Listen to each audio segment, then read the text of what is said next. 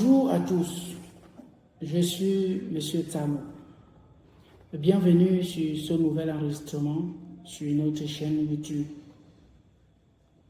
Comme vous le savez, je donne mon point de vue sur les questions de notre société, les questions de notre environnement, l'objectif étant qu'ensemble on évolue dans les réflexions afin de construire un environnement où il fait mieux vivre. Dans tous les cas, mieux que ce que nous vivons actuellement. Sur cette vidéo, j'aborde la question de logement. Dans une conversation sur YouTube, j'ai suivi une dame s'insurger du fait que les loyers ne sont pas réglementés au Cameroun. Sur ce point, elle a raison que ce n'est pas réglementé. Et elle appelait le gouvernement à prendre ce problème à bras le corps. Avant de commencer, likez, mettez un pouce, abonnez-vous sur notre chaîne pour élargir notre communauté et permettre à YouTube de proposer notre contenu à un maximum de personnes. Ce qui nous permettra de partager nos idées, de les enrichir aussi. Et donc, j'intitule cet enregistrement « Logement, pourquoi il est impossible en l'état actuel de contrôler les prix ». Je disais que j'ai suivi une dame s'insurger du fait que les prix des logements ne sont pas réglementés. Chacun les fixe à sa guise. Et elle appelait le gouvernement à légiférer. En principe, le gouvernement doit légiférer. Mais il y a des conditions à cela. C'est-à-dire que la difficulté que les investisseurs, que ceux qui ont choisi d'investir dans la construction des logements, les difficultés qu'ils rencontrent définissent la façon dont ils doivent fixer les prix, définissent les coûts de logement en fait. J'ai essayé d'identifier un certain nombre de freins qui font que l'investissement dans le secteur de l'immobilier devient quelque chose hautement risqué et très difficile. C'est les plus courageux ou les plus naïfs, oui, il y a la naïveté pour certains. Pour d'autres, ils sont conscients des difficultés, mais ils sont courageux. Et justement, dans les affaires, on a besoin des gens courageux. Le premier élément que j'ai identifié, c'est l'insécurité foncière.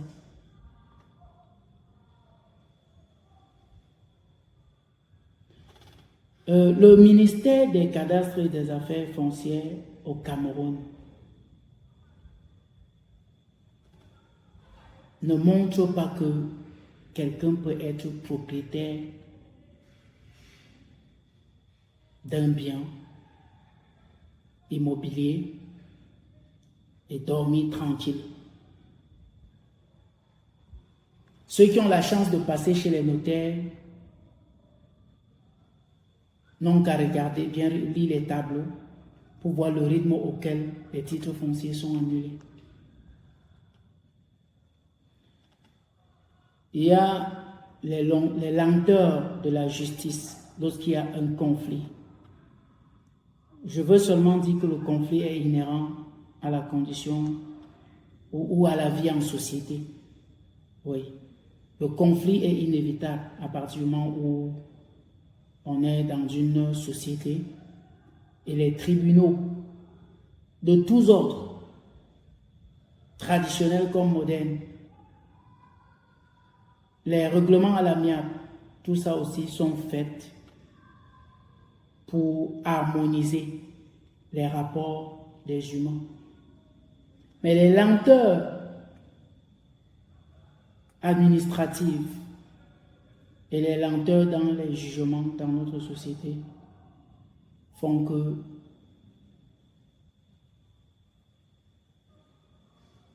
il est très difficile de prendre un risque désormais dans un domaine comme celui du foncier, où ça se voit que l'administration, je ne sais pas si les fonctionnaires du ministère du cadastre et des affaires foncières font exprès d'annuler autant les titres fonciers, mais ça se voit que ça fait peur. Le rythme des affectations même déjà, on a des conservateurs qui sont affectés chaque 3 mois. C'est-à-dire que quelqu'un n'a pas... 3 mois, c'est peut-être le temps de découvrir son bureau, voir quelques dossiers, et vous êtes déjà affecté à un autre poste. Et ça dure comme ça pendant des années. Donc, il y a l'insécurité foncière, l'obtention d'un titre foncier est un vrai parcours de combattant. Je ne sais pas pourquoi l'État du Cameroun ne digitalise pas. Parce qu'il suffit de digitaliser. L'État a un intérêt dans la délivrance des documents, c'est le prélèvement des taxes. Pourquoi ne pas digitaliser tel que on demande aux gens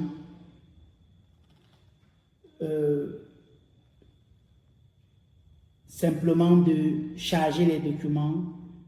Le notaire aura sa plateforme, l'usager aura sa plateforme, le ministère des cadastres et des affaires foncières aura sa plateforme, et vous payez les taxes de l'État.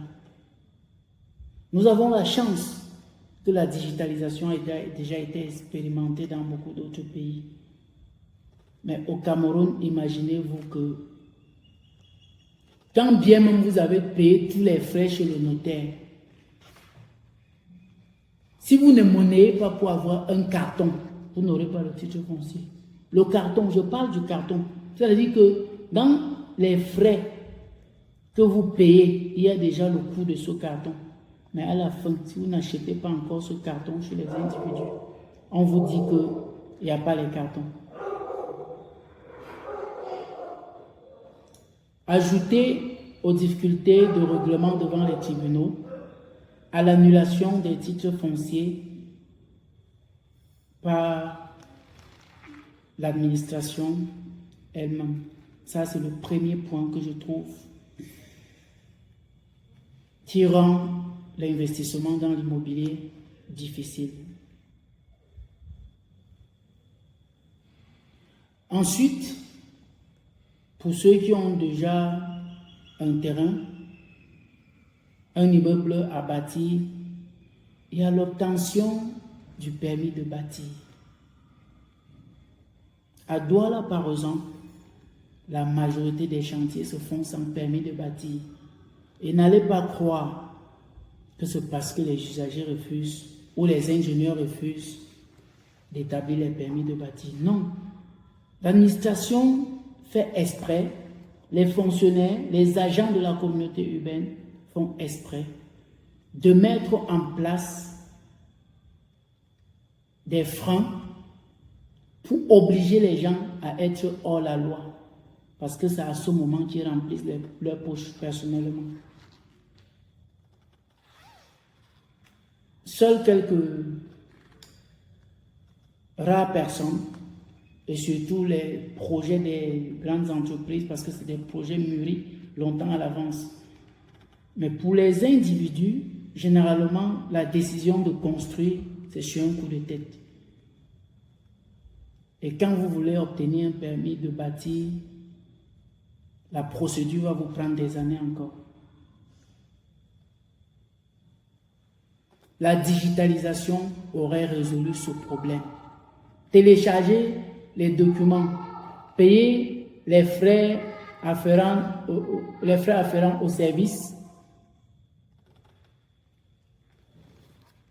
et les administrateurs font leur travail. Pas besoin d'être en contact avec les usagers, ça permettrait qu'on avance. Avec des règles claires à respecter. Personne ne va me faire croire que les ingénieurs camerounais sont incapables de faire des plans qui respectent les règles de sécurité. Parce que dans le domaine de la construction, l'essentiel, c'est la sécurité. Donc, on vous oblige à construire sans permis de bâtir pour mieux vous racketter. En troisième point, le troisième point, c'est le matériau de construction. Le prix est tellement élevé, les prix des matériaux de construction se sont envolés ces 5 dernières années au Cameroun. Au point où presque tous les chantiers, presque tous les immeubles de la ville de Douala, par exemple, pour ne parler que de Douala, sont dans ce qu'on appelle au Cameroun le provisoirement définitif. C'est-à-dire c'est toujours en chantier, c'est difficile de finir. C'est difficile de voir un immeuble qui est fini, tel que le plan a été fait. Extrêmement difficile. Donc, à partir du moment où l'État ne travaille pas à la baisse des prix des matériaux de construction, comment va-t-il légiférer pour le contrôle des prix des logements? Je ne vois pas par quelle magie. En quatrième point, c'est la faiblesse, j'ai identifié la faiblesse de la réglementation sur les loyers. La faiblesse de la réglementation sur les loyers. Nous sommes dans un pays où quelqu'un peut occuper votre maison pendant 5 ans sans payer et vous vous plaignez au commissariat, à la gendarmerie, au tribunal et rien ne change. J'ai même vu des cas où quelqu'un se plaint et on lui rappelle que quand il perçoit ses impôts, il ne paye pas. Et ses loyers, quand il perçoit ses loyers, il ne paye pas les impôts. Je n'ai pas compris la logique qui consiste à laisser un bandit, à ne pas obliger le locataire indélicat à payer son loyer parce que le bailleur serait redevable à l'État. Je pense que la meilleure façon, c'est d'obliger le locataire à payer, mais à verser dans les caisses de l'État. Comme ça, ensuite, les calculs seront faits sur la base des loyers effectivement perçus par le bailleur. S'il y a reliquat, on le lui remet. Mais le fait que quelqu'un peut occuper votre maison pendant longtemps sans payer, ça n'encourage pas à investir dans l'immobilier. Donc, je vois la faiblesse de la réglementation ou bien l'insécurité de l'environnement administratif. Numéro 5, l'absence de crédit ou de financement des investissements dans l'immobilier. Dans des pays bien structurés et où il y a un contrôle des prix, comme j'entendais cette dame dire, souhaiter, il y a des lignes de crédit montées par l'État, bien suivies par l'administration, bien contrôlées, à des taux raisonnables, essentiellement dédiés à l'investissement dans l'immobilier. À partir du moment où il n'y a pas ce financement ici, chacun se débrouille comme il peut. Et donc, quand il a fini sa maison, c'est lui qui sait à quel prix il a fini. J'ai fait une vidéo sur les taux d'intérêt que les microfinances et les banques pratiquent au Cameroun. Et chacun de nous peut aller se renseigner. Chacun de nous peut aller faire la simulation d'un crédit qu'il souhaite obtenir et voir ce que ça donne. Tout cet ensemble d'éléments font que, à mon avis, il est impossible de contrôler les prix des logements en l'état actuel. L'État, sur tous ces points, a la plus grosse part. L'État et les collectivités territoriales, les collectivités décentralisées. Donc, nous avons parlé dans cette vidéo de la question du logement, la crise du logement. Parce que les Camerounais ont du mal à accéder au logement et à un logement décent. Pourquoi il est impossible en l'état actuel de contrôler les prix? Et j'ai identifié 5 points. Je pourrais revenir sur le sujet parce qu'il y a aussi la faiblesse des bourses des Camerounais et d'autres éléments qu'on pourrait explorer. Donc le premier point, j'ai parlé de l'insécurité dans le domaine du foncier. En deuxième point, j'ai parlé de la difficulté à obtenir un permis de bâtir. En troisième point, j'ai parlé des prix des matériaux de construction. En quatrième, la faiblesse de la réglementation sur les loyers.